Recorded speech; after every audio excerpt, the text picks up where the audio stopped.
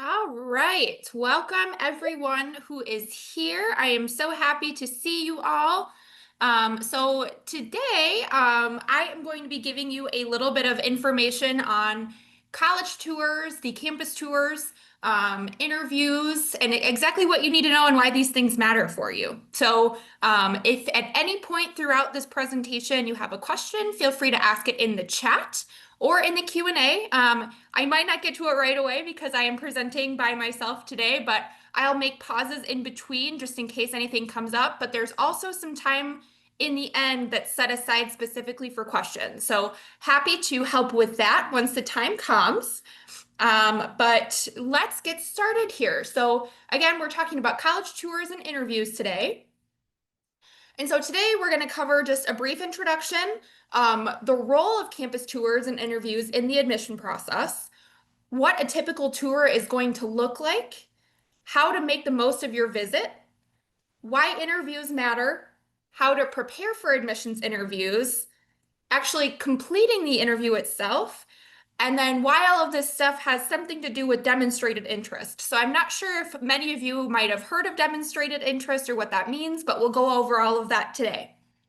So, introducing you to me. So I am Coach Kristen. So I am on our coaching team.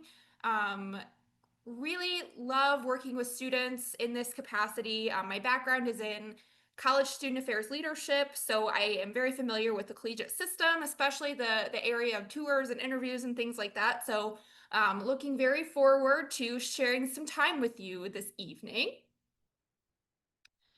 All right, so the first piece is why campus tours are a popular offering. So, campus tours are a really great thing for you to do because they give you a chance to see campus. So, this is someplace where you're not only going to be taking classes, but you're also going to be living there for, 4+ years of your life. So, it's a place not only where you're going to be spending time in a classroom, but in other various places on and around campus. So, it's a good idea to have an idea of what is there, what it feels like, what it looks like, and all those good things. And I always say if you step foot on a campus and you don't feel like home and you can't see yourself living there for 4 years, then maybe it's not the right choice. And that's not true every time, right? Because you're not always going to feel a connection, but that's definitely something to key into how you feel when you're there.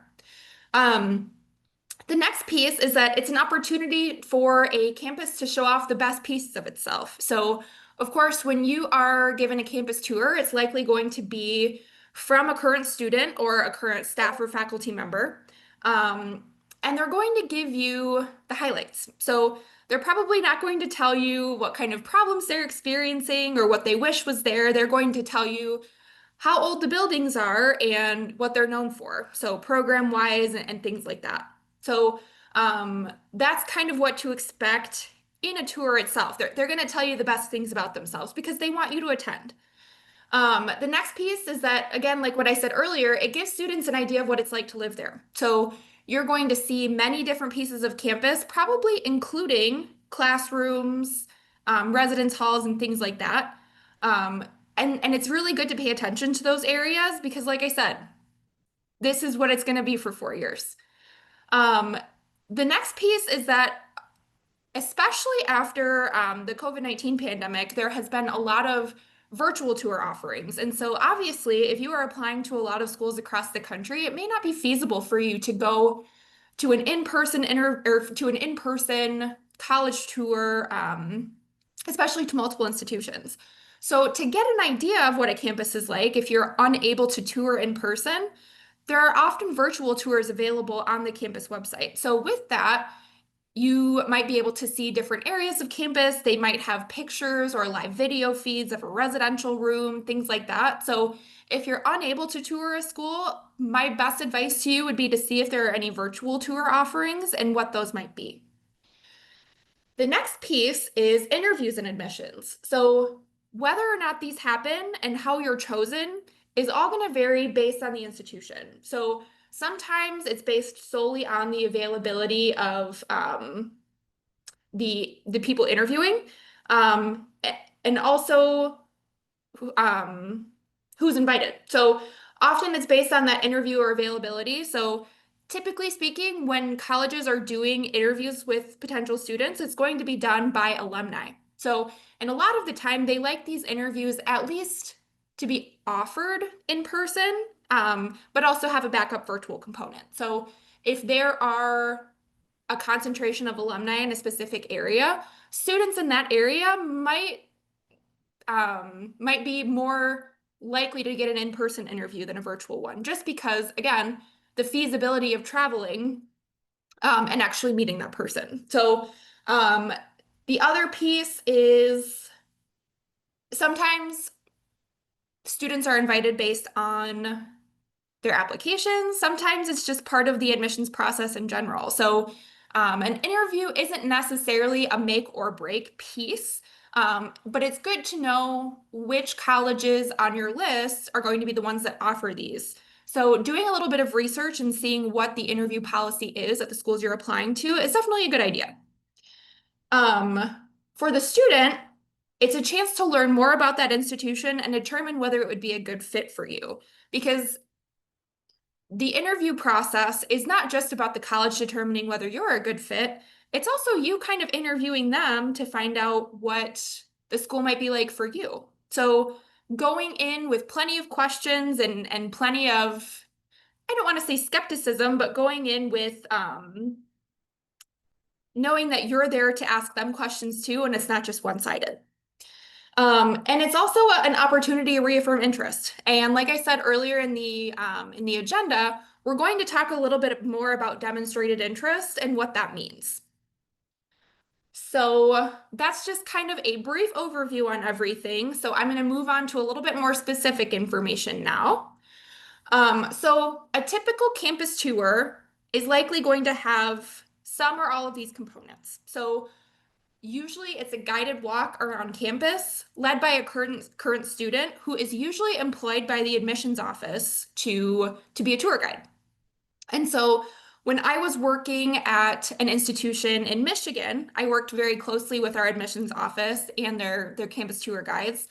And a lot of the time, these tour guides are given scripts and they're kind of taught to practice certain things and to say certain things. So it tends to be a little bit scripted because, like I said, the school wants to put their best foot forward. So during this guided walk, you're going to learn information about the school and also general information about their admissions process. So it's a great opportunity to learn some fun facts about the school, learn what they're known for, and also to get a little bit more information about their overall admissions process and what it looks like. It should also give you a good look at campus facilities such as classrooms and residence halls. And I think that's a really important component because this, as I said, this is where you're going to be living. So knowing what these living situations are going to look and feel like is really important. And these tours are often designed to show you and tell you the college's highlights. So how to enhance the tour. So these are some tactics on the ways that you can make the tour a little bit better for you so that you learn more about the information you need to know. So ask your student guide questions that you care about. And so the tour might include information about how old the buildings are around campus, but that really doesn't have anything to do with you and your experience. So some things you might ask your student tour guide, and obviously you don't need to ask these in a group setting and put the person on the spot with this, but maybe pull them aside and ask them, what do you wish this school offered? Or what do you hate or dislike most about this school? Because then they're going to really give you candid answers about the things that they might change. And if these things are a deal breaker for you, they're good things to know. So tour guides are always going to highlight the best of the school based on their duties, but it's really important for you to get the whole picture. You want to know both sides of the story. Something else you might do is sitting in on a class if possible. So talk with the admissions office and see if this is a possibility, but sitting in on a class, especially something from your desired major or field, is going to be really telling in the way that the professors operate and the way that a class is going to look. Especially if you are someone who prefers larger classes or smaller classes or something in between, this gives you an idea of what it's going to feel and look like. And then again, asking students faculty and staff on campus, questions about what day-to-day life is like is going to be huge. And this part, make sure that you can tour housing options. And also, it might be a good idea to set up a meeting with the financial aid office. And so, by touring the housing options, sometimes you are able to even go in and see a sample room, just to get a feel for what that's like. And then meeting with the financial aid office to see what their process is, what they offer, and all that good stuff is also very, very helpful in terms of the admission process. Um, the next piece is exploring the surrounding area. So you'll be living on campus and going to school on campus, but you're also going to have this entire surrounding city or area. So making sure that you are going to be in proximity to healthcare facilities, to things that you enjoy doing, things like that, is going to be really important for your overall experience.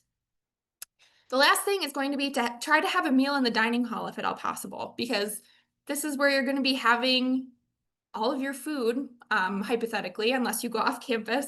But this is where you're going to be getting the majority of your food. So you want to make sure that it's something, if you have food allergies, something they can accommodate, or if it's something, if you're like me and you're kind of picky with some things, you want to make sure they have good options for you.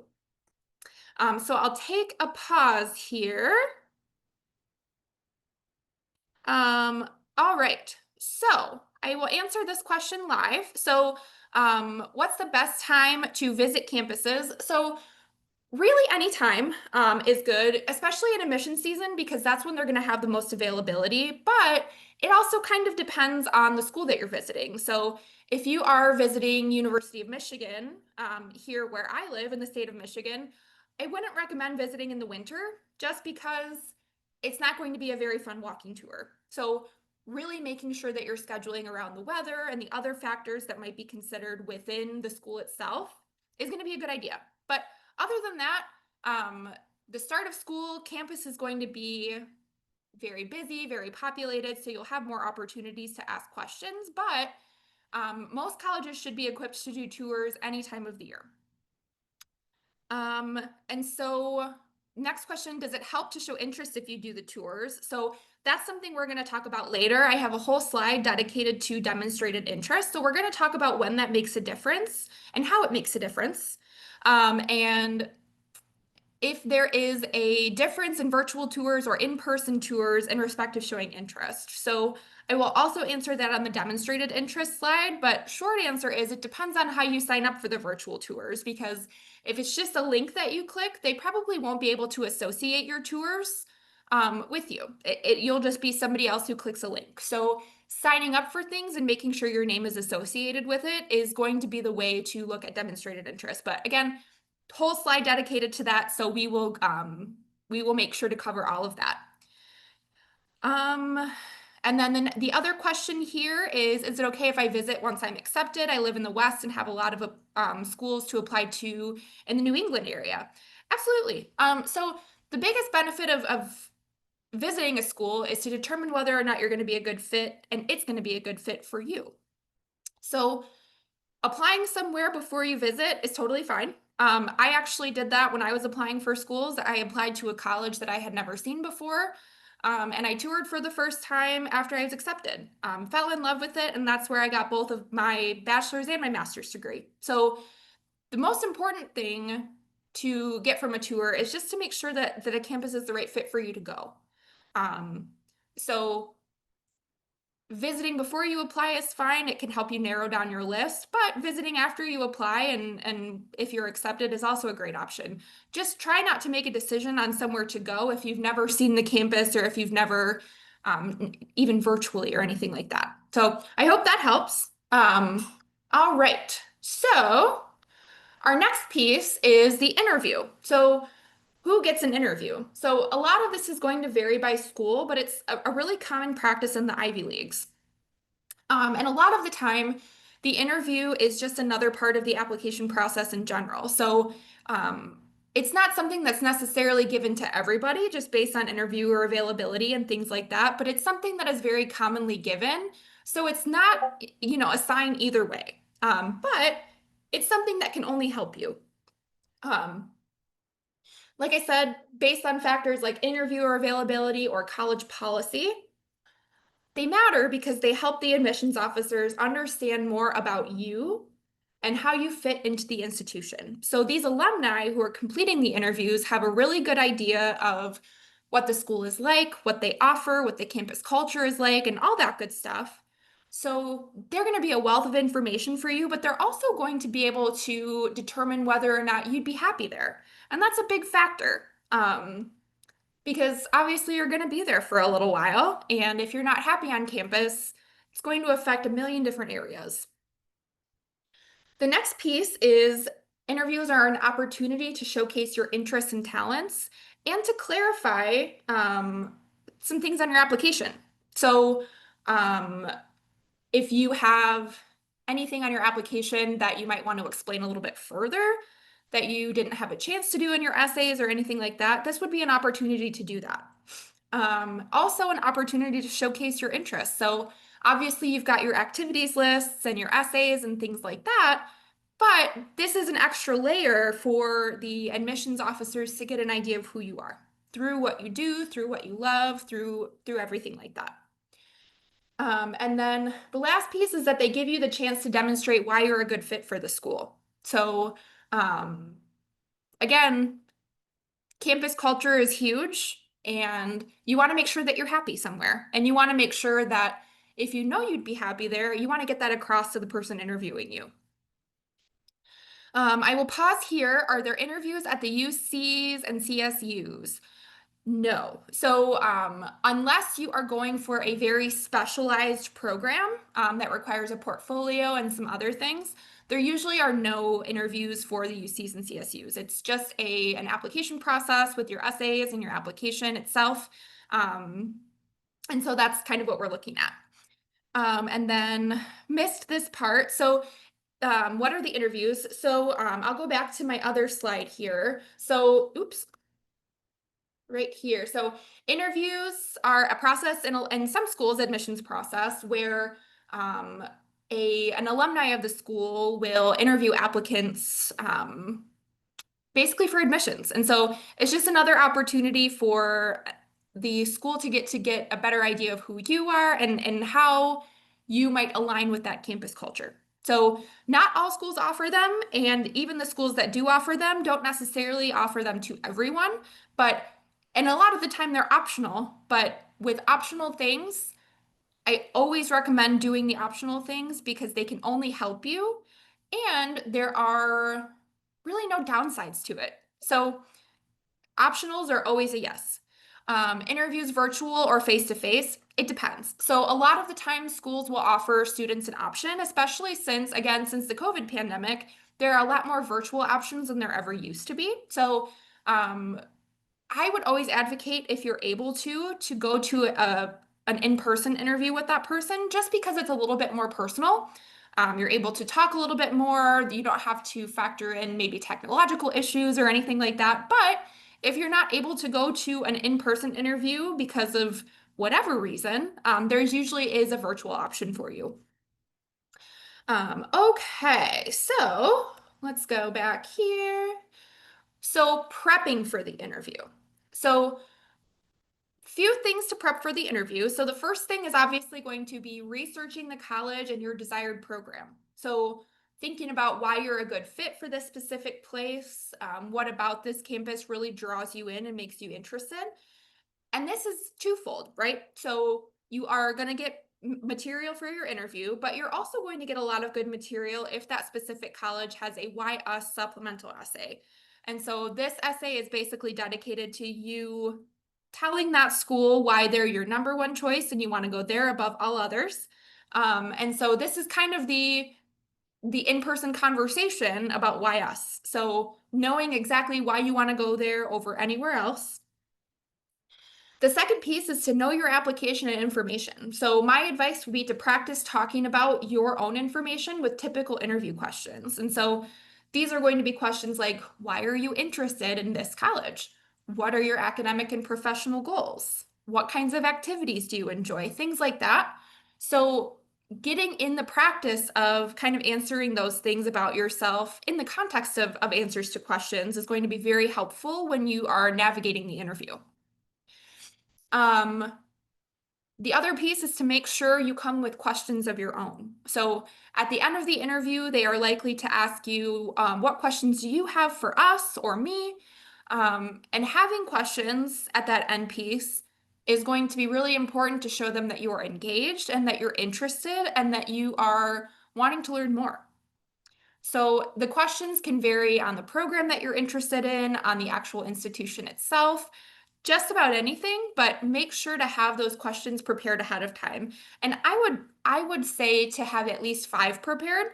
Not that you need to ask every single one, but I don't know about you, whenever I've been in interviews, a lot of the time some of my questions get answered along the way. So having backup questions and things prepared that way is also, a really helpful idea. Um, the last piece is going to be dressing for success. So whether this interview is in person or virtual, making sure that you are dressed in a way that kind of portrays the professionalism and seriousness that you have about this interview. So I wouldn't recommend showing up to either a virtual or an in-person interview in a ripped t-shirt and cut off shorts by any means. So just kind of feel out the campus. And also know what the interview is going to entail. So, for example, if you are doing a walking interview around campus, definitely try to wear comfortable shoes and an outfit that's appropriate for the weather. So getting those logistical details is going to be really important too, just to make sure that you are prepared, dressed correctly for the conditions and all that good stuff. So these are the preparation pieces. And then the next part is the interview itself. So with the interview, first impressions matter. So smile and make sure they know that you're happy to be there. Be enthusiastic with them because that's going to just increase the energy all around. The next piece is be authentic.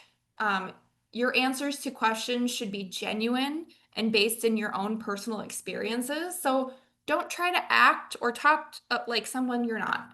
And I think the biggest thing with that is that it could result in an inaccurate interpretation of college fit.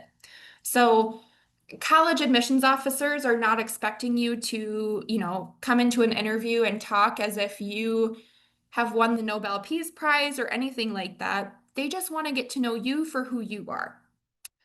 The next piece is going to be engaged with the interviewer. So eye contact with them, making sure that if they ask you questions, that you're answering thoughtfully, and really just helping them to understand that you are happy to be there and that you're engaged with them.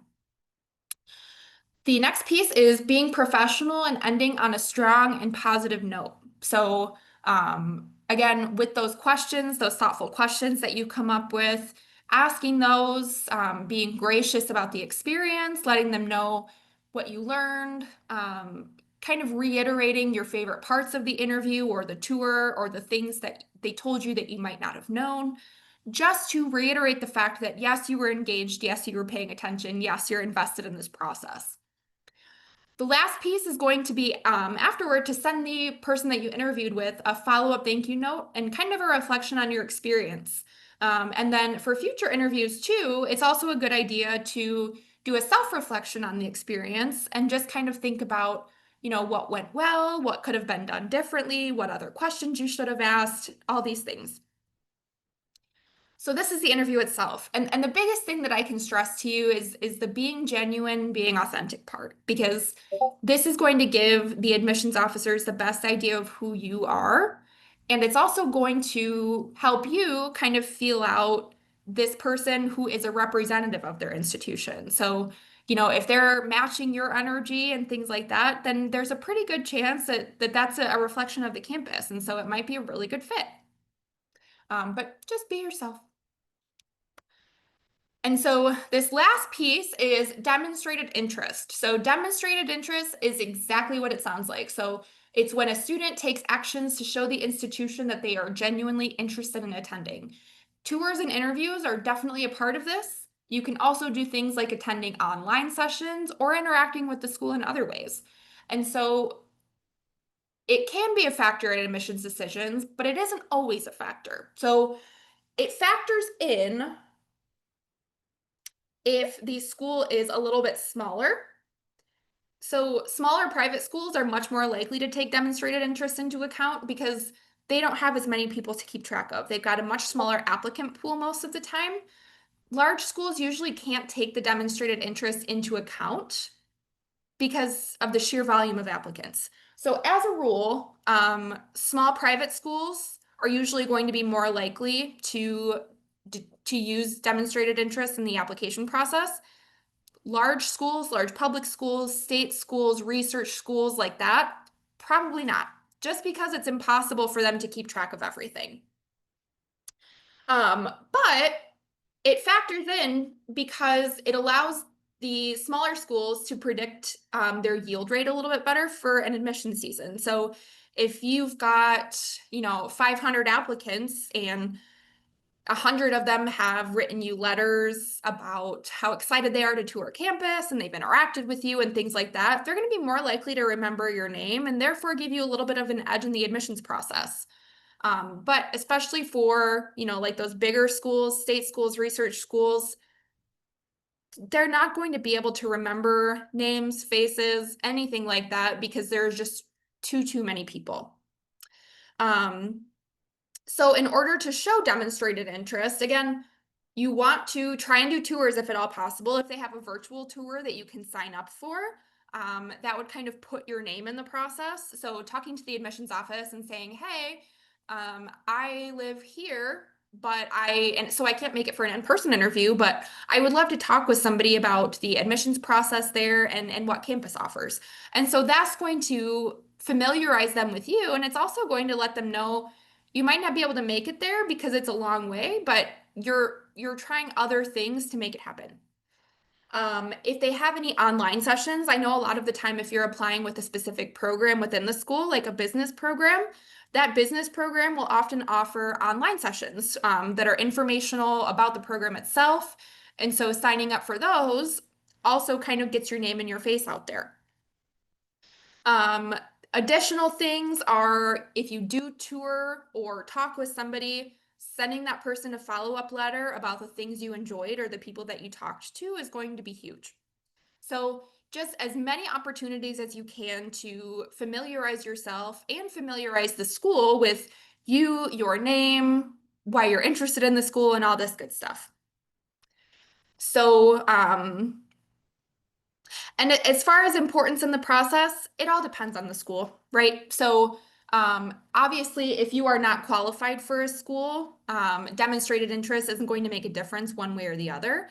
But if it's between you and another applicant and you're, neck and neck, and that person hasn't toured, hasn't really interacted with the school in any way, that might give you a really important edge in the process. So it's going to vary school to school, but it definitely can be a factor in the admissions process. And it also, there's really no downside to interacting with the school as much as possible because it just gives you more information. Okay, so that's demonstrated interest. So the most important takeaway that I want you to get from this is to be yourself. Admissions teams are looking for students who are authentic and genuine in their experiences. They know you're not a professional speaker or a research scientist yet, so don't try to act like one yet. Who you are, exactly who you are, is and always will be more than good enough for the right people at the right place. So you should never have to pretend to be something that you're not in order to get the attention of somebody else because maybe it's not the right fit. Who you are is going to be exactly more than enough if you're in the right spot. So that's my most important takeaway. And I know that's a little bit mushy and what have you, but I really I want to get that across as much as I can. So if you live far away and you want to do demonstrated interest at an institution, yeah, do all the things. Do the online sessions, call the admissions office and ask about tours. Ask if there are students that you can talk to, ask if there are faculty or staff that you can talk to. I mean, there's there's really a lot of ways to denote demonstrated interest, and a lot of it is just being creative. So, and it depends a lot on the school that you're working with. So that's something that you might just have to look into a few more details about the school and what they offer.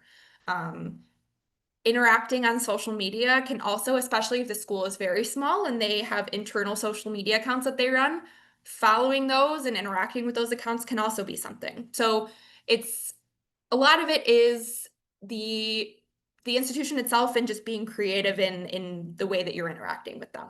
So so yeah. So that is the end of my presentation. I wanted to leave plenty of time for questions because I know that this is it's a time that's coming up for so many people and it's such an important thing in the process. So are there any questions that I can help answer or address?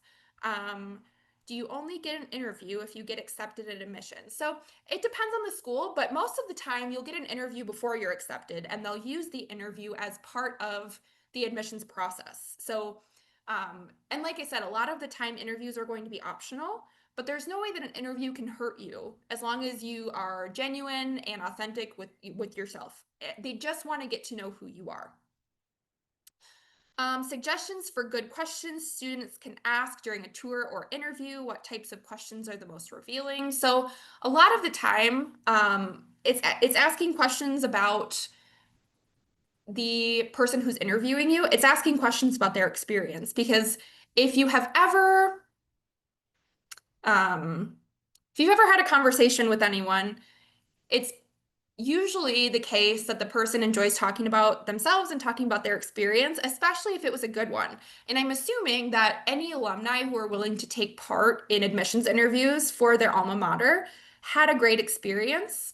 So, really asking them, what about their experience was so wonderful, why they wanted to come back and be an interviewer, um, what they're excited for about this, what's on the school's horizon, everything like that. So, think about the things that are part of the collegiate experience and really ask the interviewer about their experience with it. And that should be very revealing to know what's available there, to know what students do there. I mean, all sorts of things. So experiential questions are usually going to be the sweet spot there. I heard some schools track opening emails. Is this true? Um, I have never seen a school that tracks emails and opening of emails. So the school that I worked at was very, very small. It was a very, very small private school. And I know that the admissions office definitely did not have the capacity to track opening of emails unless it was something where we wanted to make sure something was received. So um, we would send, and usually it's like you would send an internal email to make sure the system was working and then call your coworker and say, "Hey, did you receive this email? I want to make sure that that the code works." And if it's yes, great, we send it all out, but typically speaking, there's no reliable way to track the opening of emails. All righty. What other questions can I help with?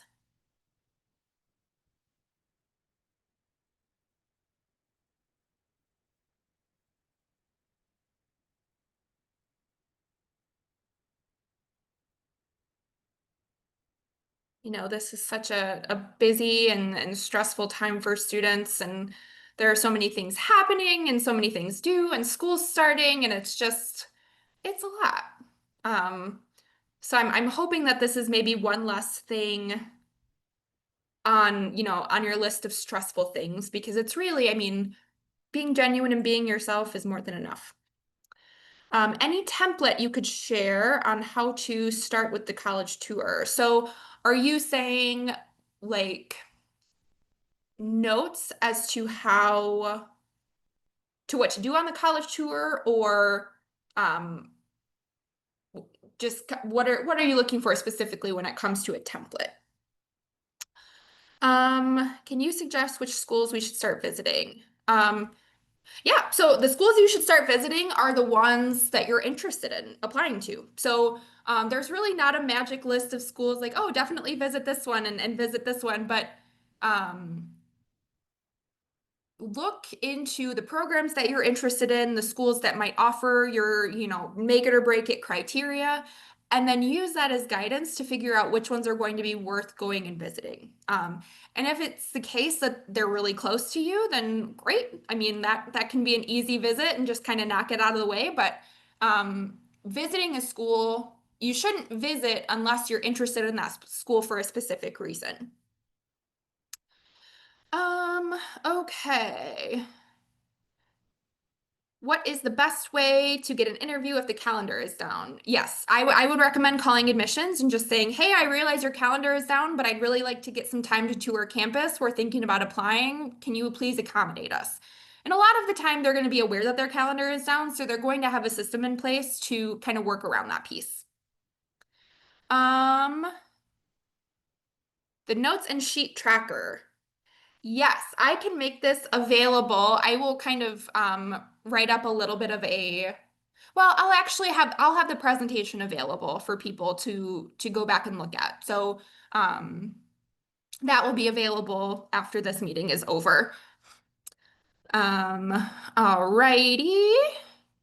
When calling the admissions office, is there a specific title of a person we should ask for or anyone at admissions? So, really, it can be anybody. And so, like I said, a lot of the time, the people who are offering the tours are going to be current students. So they won't necessarily be in the office, but I know most of the time that there is going to be kind of a main front desk person who is answering the phone. So it kind of just depends on what you're looking for. So if you're looking to schedule a tour, just let that person know, hey, I'm calling because I'm looking to schedule a tour. Can you connect me with the person who schedules those things? And then they can connect you with that person. Each admissions office is going to be structured a little bit differently. So, but that person at the main desk is going to be very knowledgeable on that whole system. Are there certain things to be sure to ask on a tour? Yeah, so I think the biggest important things, and like I said, you don't have to ask these. If you're on a large group tour or something like that, you don't have to ask them in front of everybody, but especially if your tour guide is a current student, asking them the more revealing questions about campus, what things that they dislike about it, what are the things that they wish it had, things about their own unique experience that aren't, spotlighted on how great the institution is, I think is really important because then that gives you the whole picture instead of just what they want you to know. Um, can we get guidance of the schools in our reach from you for the specific course? Yeah, so through our program, and we need to know a lot of background information too, right? So we would need to know the classes that you've taken, how you've done in those classes, your activities, your leadership within those activities, and a bunch of different other factors because the admissions process for just about anywhere you go is going to be highly holistic. So they're not just going to factor in the classes that you've taken, but they're also going to factor in your course progression, how your GPA has changed over your years in high school, and a bunch of other things like that. So within the program, coaches are able to kind of make suggestions along the way, but during junior year is really when the program ramps up and we do a strategy session with students to kind of develop their college list with them. So during junior year, that's when we should have the most comprehensive information of not only what you're taking junior year, but also the activities you've done, the leadership positions that you've held, and all that good stuff. And of course, these suggestions are not exhaustive or anything like that, but more of a guide to show you where you're at in the process. So, and two, this might change depending on, a few different factors. If things change pretty drastically after you have the strategy session, then we can revisit that list and change it up a little bit. But yeah, so that's definitely a big part of the program. And during junior year and into senior year, we are very, very application focused and college focused. So this is one of my favorite times of the year. It's busy, but helping students get to where they want to be is exactly why I'm in this work. I'm a first generation college student and I didn't have anybody going through that process with me, so I want to be there for others for sure. So when is the ideal time to visit colleges? So like I said, it depends. So December of junior year, I wouldn't recommend visiting colleges that were in states like Michigan or states on the East Coast or anything like that, because it's probably going to be pretty bad weather.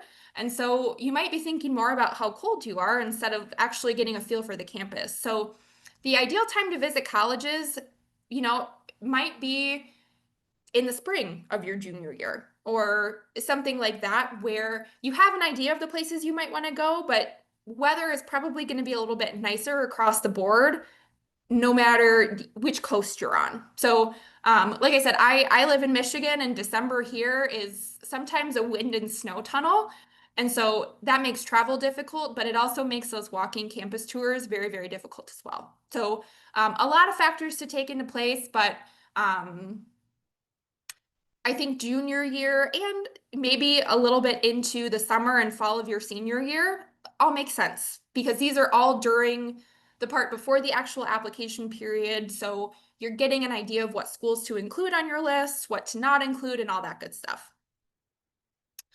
Yes, we will have the recording of this webinar posted on our YouTube channel within 48 hours. So that'll be there and available for you to access. And I will also make sure that the presentation is available for you to view and have as well, since there are a few notes in there.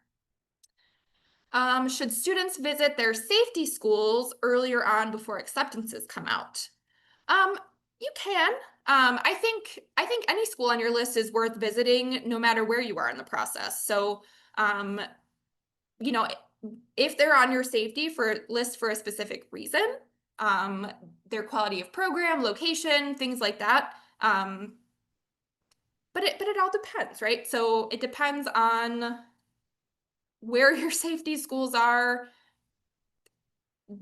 all kinds of things. But yeah, I mean, definitely go and visit each school that you can just to get a feel for what campus is like and what you're going to be experiencing for the next 4 years. I know that wasn't a very direct answer, but it's hard to answer directly because it's so dependent on each individual situation. So I want to make sure I'm encompassing all of the different possibilities with your preferences and your criteria and your location and the distance to the school and what season it is and all that crazy stuff. So, all right. What other questions do we have?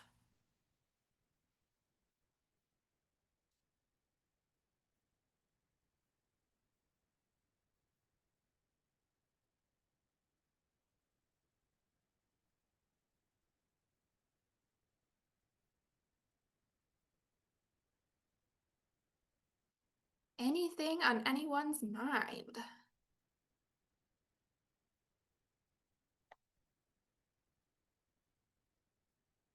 I'm so happy that there were so many of you here today. I was a little bit nervous. Well, and that's just who I am as a person. I'm always nervous that nobody's going to show up to something that I'm doing. So I'm very happy to see so many of you. And I'm happy that some of you found this very beneficial because it's an important topic. And like I said, it's something that I don't want to give people additional stress if it doesn't have to. So very happy to be here with you all. Do you help us? Yeah, so in our blueprint coaching program, during junior year, and that is usually towards the beginning of the second semester, we will be using all of these different things, academic information, activities information, plus a bunch of other questions to determine important criteria to you. And so what that's going to do is give us an idea not only of what you're qualified for based on your profile in a likely situation, reach target safety, but it's also going to tell us maybe you don't want to go somewhere that gets a few feet of snow in the wintertime. Maybe you want to stay somewhere where it's warm. Maybe you want to go somewhere that's more research focused instead of liberal arts focused. Maybe you want smaller classes instead of bigger classes. So we'll ask all of those questions. Just to get an idea of what's going to be the best fit for you and what you're looking for. So definitely a huge part of the process. And we understand too that that's something that can change over time. So nothing is going to be set in stone until you send in your top 5 or 10 colleges in August. So that's when we really kind of start setting things up because that's going to be when you start writing your supplemental essays and all that fun stuff. So, but outside of that, things change and it's a very fluid process. Um, so yes, most definitely we will help you develop college lists within the Blueprint coaching program. Any experience with regional coordinators or advisors? So in what sense do you mean experience and what kind of coordinators and advisors? Sorry, I just want to understand the full question before I say something silly.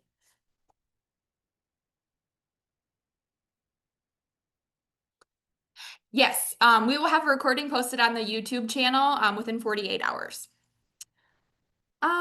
Out of state schools often have regional coordinators. So I personally don't have any experience working with regional coordinators and advisors.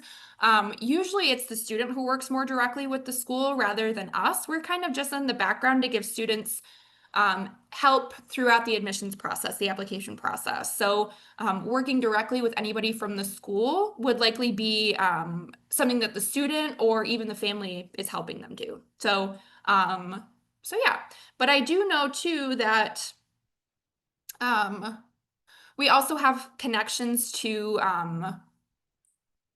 like if you're looking for sports recruiting or something like that. I know that our program also has connections to other areas that specialize in sports recruiting. So that could be an area where we might be in touch with a third party, but aside from that, usually not.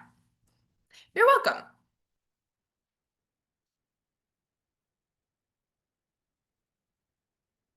What else? Still got a few people here hanging out. It is very dark where I am. There we go. Turned a light on.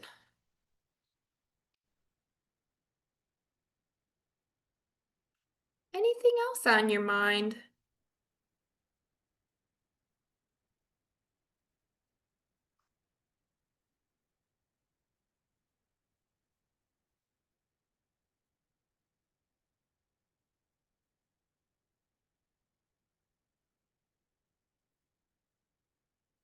We'll give it maybe 30 more seconds and then I will turn off the recording and let all of you go off into the world. But yes, absolutely. I'm very, very happy to be here and help you all have one less stress in your life, I hope.